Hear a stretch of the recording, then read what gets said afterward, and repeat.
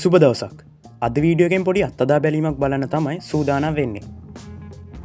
ඒ තමයි iPhone smart phone එකකට එකවර චාර්ජර් 100ක් ප්ලග් කරාම මොකද වෙන්නේ කියලා.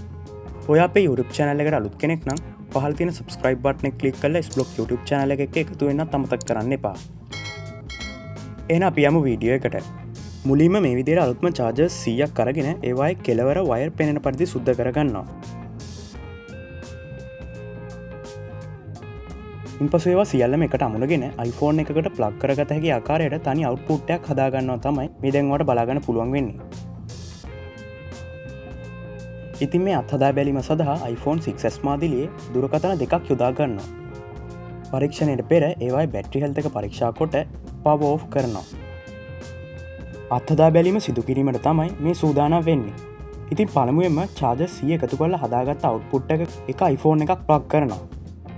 මෙයින් සිදුවන වෙනස බලන්න අනෙක් iPhone එක සාමාන්‍ය තනි චාර්ජර් එකකට ප්ලග් කරනවා. චාර්ජර් 100ට ප්ලග් කරපු iPhone එක තප්පර කිහිපයක් ඇතුළත power on වෙනවා තමයි අපිට මුලින්ම බලාගන්න පුළුවන් වෙන්නේ. තනි චාර්ජරයට ප්ලග් කරපු iPhone එක විනාඩි 2කට පසුව තමයි power on වෙන්නේ.